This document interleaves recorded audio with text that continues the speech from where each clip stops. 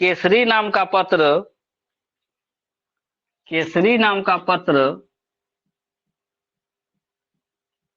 पत्र मतलब यहाँ चिट्ठी नहीं समझना, पत्रिका जो होता है ना, समाचार पत्र, समाचार पत्र जो होता है, केसरी पत्र मराठी भाषा में, देखो यहाँ कंफ्यूजन है। हाँ, मराठी भाषा में, क्या अब स्टेटमेंट पढ़ो तो एक बार फिर से।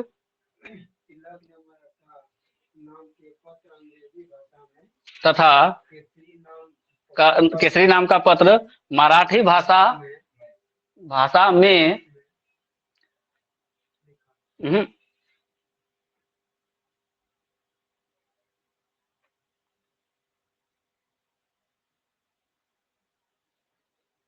प्रकाशित कर, प्रकाशित कर,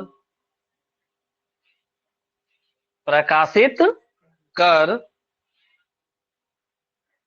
होम रूल लीग के, होम रूल लीग के कार्यक्रमों का प्रचार प्रसार किया, होम रूल लीग के कार्यक्रमों का प्रचार प्रसार किया।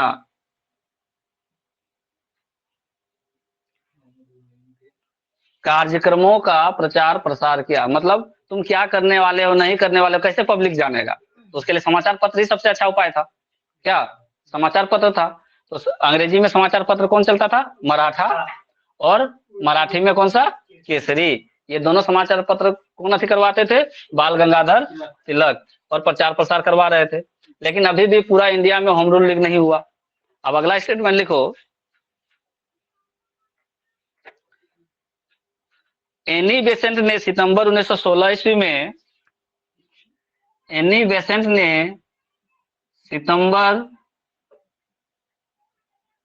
1916 ईस्वी में होम रूल लीग की स्थापना की। एनी बेसेंट ने सितंबर 1916 ईस्वी में होम रूल लीग की स्थापना की। इसका एक अलग लीग बना, उसी का अलग ग्रुप, होम रूल लीग की स्थापना की।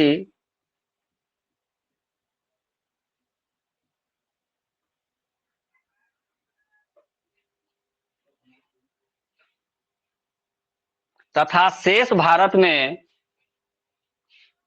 तथा शेष भारत, ये जो एरिया इतना था इसको छोड़ के, तथा शेष भारत में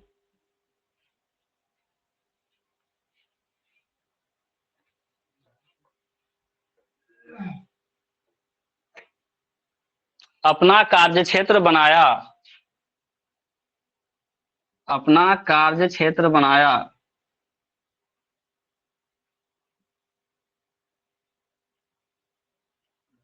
मतलब तिलक जी कहाँ देख रहे थे? महाराष्ट्र, बंबई को छोड़कर कर्नाटक और मध्य प्रांत। अब जैसे ही एनी बेसेंट ने देखा कि अब तिलक साहब इतना कर रहे हैं, इनको कुछ सपोर्ट करना चाहिए, तो उन्होंने अपना एक अलग लीग, अपना एक अलग संस्था बनाया, नाम वही रखा, होम रूल लीग। लेकिन ये कौन सा, किसकी अध्यक्षता में? एनी बेसेंट का। तो एनी बेसेंट ने जो बनाया, उसने जितना प्रांत बचा, जैसे बंबई बच गया था यहाँ, तो बंबई को भी अपने कार्य क्षेत्र में ले ली, और बाकी जो एरिया बचा था, बिहार उहार, बंगाल उंगाल, सबको अपने कार्य क्षेत्र में लिया। किसने? एनी बेसेंट ने। तिलक से जितना छोटा वो कार्य क्षेत्र किसने पकड़ लिया? एनी बेसेंट ने पकड़ लिया। ठीक है, तो पूरे इंडिया में हो गया होम रूल लीग। अब क्या हो गया? पूरे इंडिया में हो गया होम रूल लीग।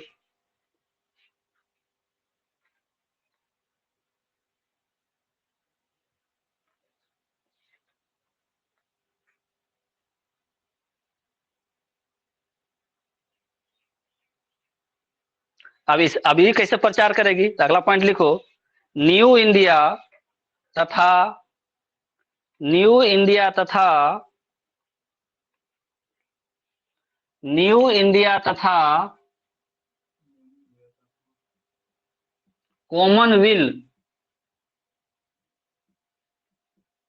कॉमनवेल्थ नामक पत्रिका के माध्यम से, न्यू इंडिया तथा कॉमनवेल्थ नामक पत्रिका के माध्यम से एनी बेसेंट,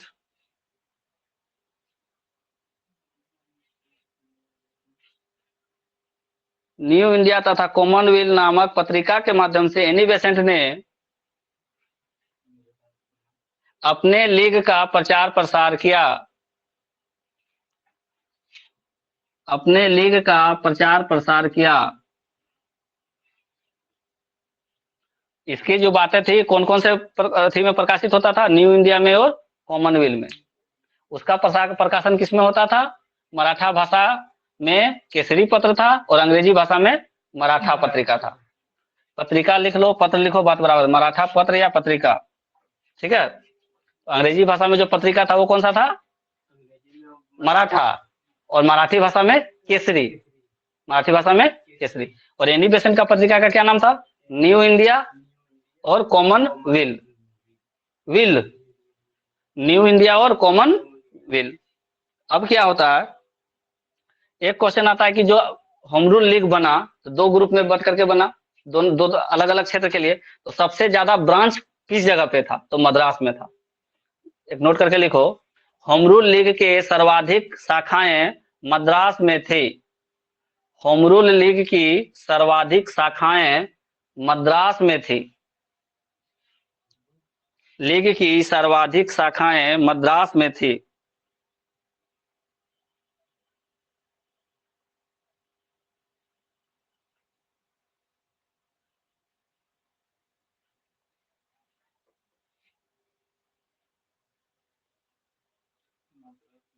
थी।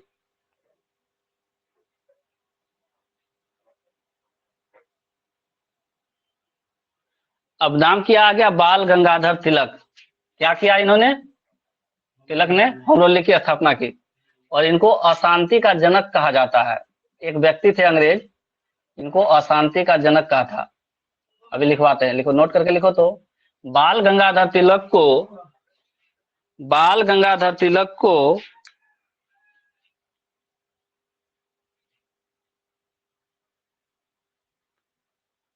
वैलेंटाइन सिरोल ने, वैलेंटाइन सिरोल नाम है, लिख दे रहे हैं, वैलेंटाइन सिरोल ने अपनी पुस्तक, वैलेंटाइन सिरोल ने अपनी पुस्तक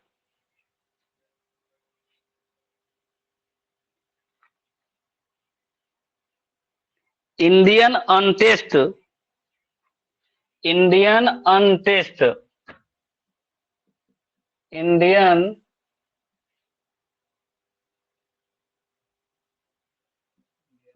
इंडियन अनटेस्ट में, इंडियन अनटेस्ट में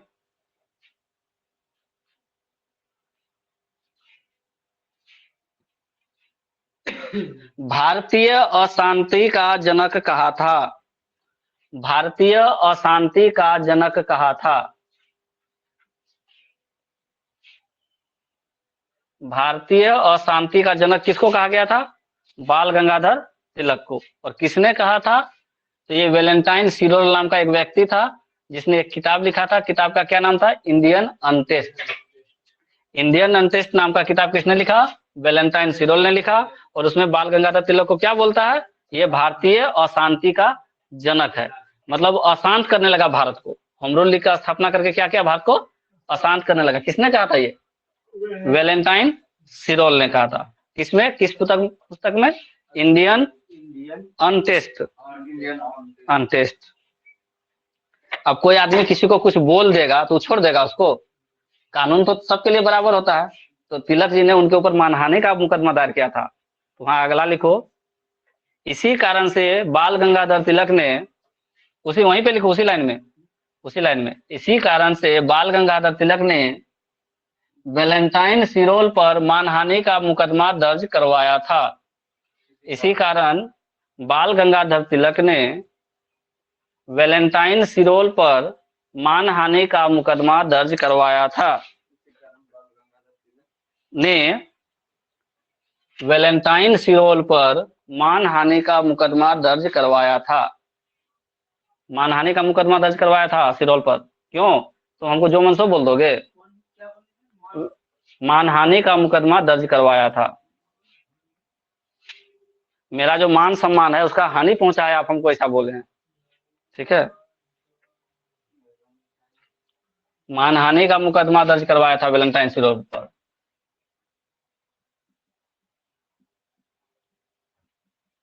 हमारे मान को क्या पहुंची है? हानि पहुंची है। मान को क्या पहुंची है? हानि पहुंची है। किसने कहा? तिलक ने कहा।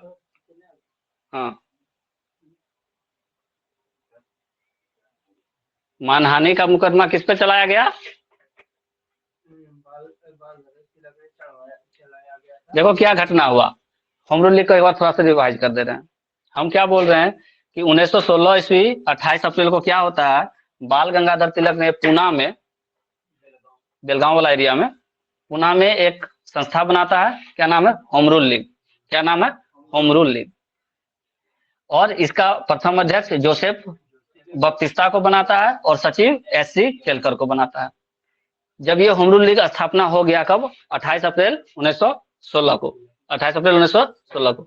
तो ये इसका कार्य क्षेत्र बटा कहाँ? महाराष्ट्र में बंगाल, बंबई को छोड़कर, महाराष्ट्र में बंबई को छोड़कर, कर्नाटक पूरा और मध्य प्रांत, मतलब मध्य प्रदेश वाला एरिया, वो एरिया को ये कवर कर लिया। वहां पर अपना आंदोलन करने लगा।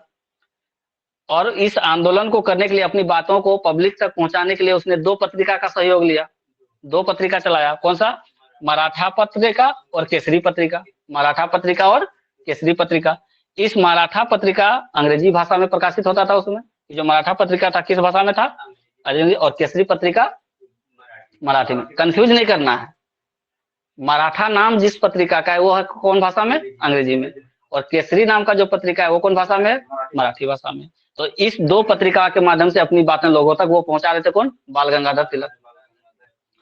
अब एनी बेसेंट जब सोची कि अरे जब तिलक जी इतना काम कर रहे हैं उस एरिया में, तो हमको भी कुछ करना चाहिए, ठीक है। इन्होंने अपना एक अलग लीग बना लिया। उन्होंने अपना एक अलग लीग बनाया और उसका नाम भी क्या था? होम रूल ही था।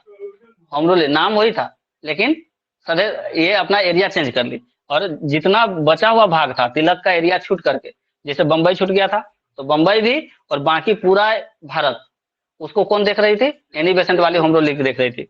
और कार्य क्षेत्र इनका क्या हुआ था? पूरा शेष भारत जो बचा था उसका पूरा, ठीक है। और इन्होंने कब? ये सितंबर से, ये अप्रैल से, तो मई जून जुलाई अगस्त 4 महीना के बाद, है ना, ये 28 अप्रैल 1916 से काम शुरू कर दिया। और 4 महीना के बाद जब ये बात एनी बेसेंट को पता चला, बोले चलो हम आपका सपोर्ट करते हैं, ठीक है। तो इन्हें बोला कि आपका जो एरिया छूटा है बाकी हम देख लेंगे। तो बंबई छूटा हुआ था उनका महाराष्ट्र में, तो बंबई प्लस बाकी सब पूरा जो एरिया बचा था इंडिया का, वो सारा का सारा एनी बेसेंट का जो होम रूल लीग है वो देखने लगा। कब? सितंबर 1916 से। सितंबर 1916 से, ठीक है। अब जो एनी बेसेंट का बात है वो पब्लिक तक कैसे पहुंचेगा? फिर पत्रिका का माध्यम। उस समय तो ऐसा नहीं था कि टीवी है, टीवी तो था नहीं उस समय, तो पत्रिका ही था, समाचार पत्र। उस समय दो समाचार पत्र, एक न्यू इंडिया और दूसरा एक कॉमनवेल्थ, ये दो पत्रिका था, न्यू इंडिया और कॉमनवेल्थ। इन दोनों पत्रिकाओं के माध्यम से इन अपना सारा जो संदेश था वो पब्लिक तक पहुंचाती थी। कौन? Annie Besant. और एनी बेसेंट कौन थी? भारतीय राष्ट्रीय कांग्रेस की प्रथम महिला अध्यक्ष थी। एनी बेसेंट भारतीय राष्ट्रीय कांग्रेस की पहली महिला अध्यक्ष। और सरोजिनी नायडू भारतीय राष्ट्रीय कांग्रेस की प्रथम भारतीय महिला अध्यक्ष। एनी बेसेंट भारतीय नहीं थी। एनी बेसेंट भारतीय नहीं थी। तो सीधा प्रथम महिला अध्यक्ष पूछेगा तो एनी बेसेंट, और भारतीय प्रथम महिला अध्यक्ष तो सरोजिनी नायडू। ठीक है, इतना क्लियर। चलो अब आगे क्लास कल करेंगे। बेलगांव पूना में है।